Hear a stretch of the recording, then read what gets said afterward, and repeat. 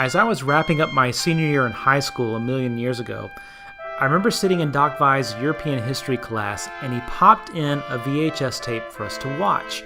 It was this video, The Day the Universe Changed.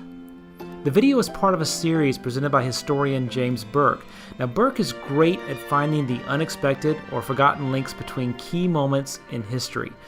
For example, on his other series, Connections, Burke showed how 16th century freighters in Holland were connected to the creation of Lloyd's of London, which was connected to pine tar manufacturing in North Carolina, which led to the discovery of ammonia, which led to the search for the cure for malaria, which led to artificial dyes and then the fertilizers, and ultimately to DuPont's discovery of nylon.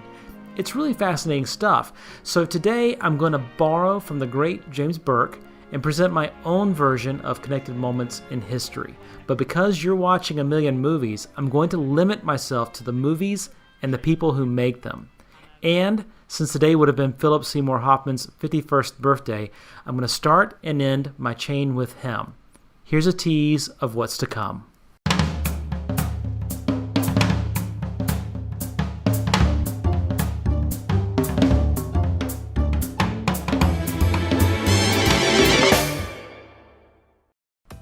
Philip Seymour Hoffman is one of the greatest character actors of our time. This guy played a tornado hunter, a rock music critic, a PA on a porn set, and a Major League Baseball coach, among dozens of other roles. And during his career, he was nominated for 4 Academy Awards and won the Best Actor Award for his performance in 2005's Capote. Capote, of course, is the story of writer and actor Truman Capote. And in the movie, we see the relationship Capote had with fellow writer Harper Lee. In fact, Lee and Capote met and became friends as children when they both lived in Monroeville, Alabama. Capote was a precocious child who taught himself to read and write before entering school. He was such an unusual child that it's believed that Harper Lee based the character of Dill in her novel To Kill a Mockingbird on Truman Capote. Now, in 1962, Lee's novel was made into a film starring Gregory Peck, a small-town lawyer raising 2 children who's appointed to defend a black man, Tom Robinson, against an accusation of rape of a white girl. The actor playing Tom is Brock Peters. Brock had appeared a few years earlier as Crown in Porgy and Bess, but To Kill a Mockingbird is the role most classic movie fans remember him for. But for sci-fi fans, Brock Peters is also remembered as Fleet Admiral Cartwright in 2 Star Trek movies. Now, the first of these appearances was in Star Trek IV: The Voyage Home in 1986. In this movie, the crew of the Enterprise must travel back in time to bring 2 humpback whales back to the future to communicate with an alien probe. The 2 whales they find are named George and Gracie, after film and TV stars George Burns and Gracie Allen. Now, Burns and Allen were a married comedy team that began performing together in vaudeville in the early 1920s. They made a series of short films in the 1920s before moving on to feature films and radio in the 30s, and then ultimately to television in the 1950s. Their famous wrap-up line, 4 minutes. Say goodnight, Gracie. Good night. Good night. Was a standard throughout their career right up to Gracie's retirement in 1958. George, of course, continued to perform and had a career revival later in life, first by starring in The Sunshine Boys, and then by starring in 3 movies where he played God. In the 3rd and final film in the series, Oh God, You Devil, the last scene shows the main character taking care of his daughter who has a fever. He remembers what his own father used to do for him when he was sick and begins to sing to her.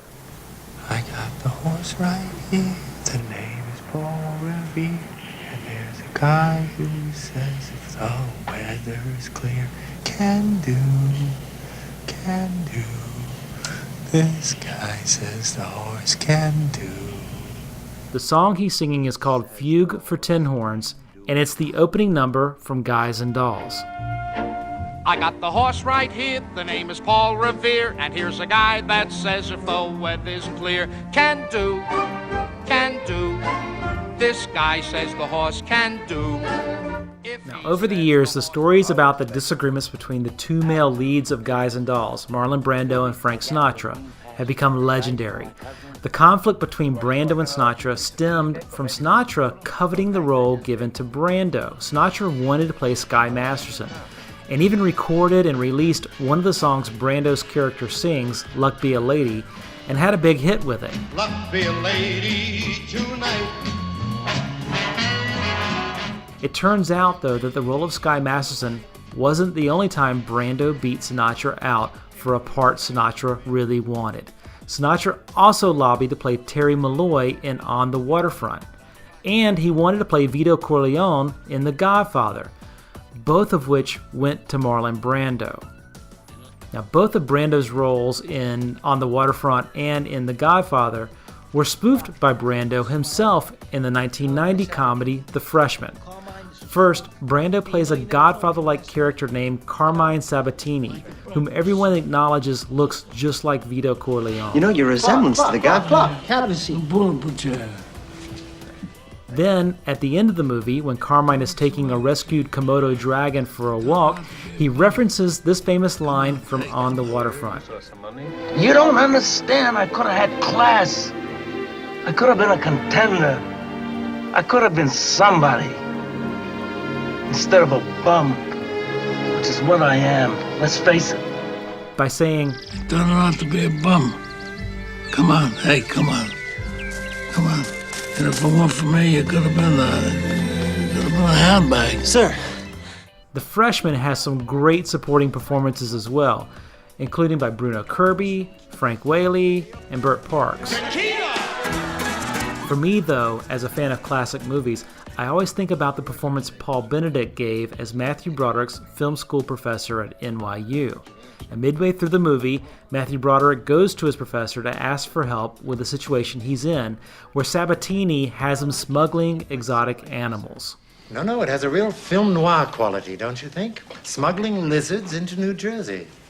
I mean, if it was done right, black and white, grainy, sort of a kiss me deadly feeling. It's not an idea for a film, it's my actual life. The film Paul Benedict mentions is the classic Mickey Spillane noir, Kiss Me Deadly. Now, in it, Mike Hammer is trying to track down a mysterious box, a box that's referred to as the Great What's-It. The Great What's-It is an example of a MacGuffin, a term popularized by Alfred Hitchcock. A MacGuffin is an object or a goal that the hero of the story pursues, but that the audience doesn't have much information about and may in fact not even care about. The Maltese Falcon in The Maltese Falcon's a good example. Rosebud in Citizen Kane, the Blue Diamond in Titanic, they're all examples of MacGuffins. But the best example for modern audiences is likely the one that was inspired directly by the Great What's-It in Kiss Me Deadly, the briefcase in Pulp Fiction. One of the reasons Pulp Fiction had such an impact on audiences was that it broke so many of the rules movie audiences had grown used to, including using a non-linear storyline, dark humor. Whose chopper is this? Zed's. Who's Zed? Zed's dead, baby. Zed's dead. And extreme violence. My vengeance upon thee.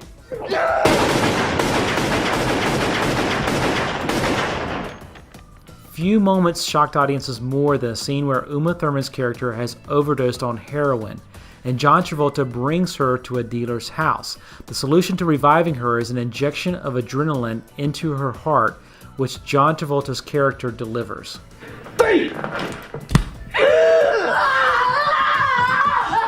Of course, hypodermic needle shots to the heart are not too common in films, but since Pulp Fiction came out, it has appeared in at least 2 other movies. First, in The Rock, when Nicolas Cage and his partner are about to be exposed to VX nerve gas.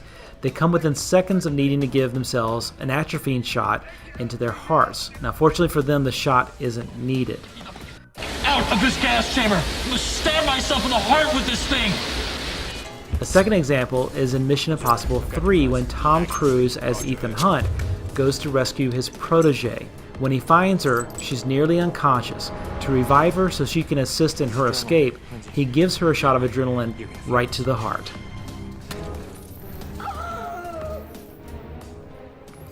And who is the villain that is responsible for the attacks on Hunt and the Impossible Missions Force? Why, it's Owen Davian, played by Philip Seymour Hoffman. Okay, so let's review the connections we've covered today. We started with Philip Seymour Hoffman, who played Truman Capote in Capote, who was the inspiration for the character Dill in To Kill a Mockingbird. which starred Brock Peters, who also had a role in Star Trek IV: The Voyage Home, which focused on a pair of humpback whales named George and Gracie, who were named after George Burns and Gracie Allen. George Burns starred in 3 Oh God movies, the last of which featured the song Fugue for Tin Horns, which is the opening number of Guys and Dolls, which starred Marlon Brando in a role Frank Sinatra really wanted to play. Brando also played roles in On the Waterfront and in The Godfather that Sinatra wanted. On the Waterfront and The Godfather were spoofed in The Freshman, which featured a film school professor who talked about Kiss Me Deadly, which featured a glowing briefcase just like the one in Pulp Fiction, which shocked audiences when Uma Thurman got an adrenaline shot to the heart, an act which was repeated 12 years later in Mission Impossible 3, which starred Philip Seymour Hoffman. Now, I hope you enjoyed this little tour through the trivia about movies that I have cluttered in my mind. I'm thinking about doing more of these types of videos, and if you enjoyed it or if you have suggestions, please be sure to let me know in the comments below. Until next time, thanks again for watching A Million Movies.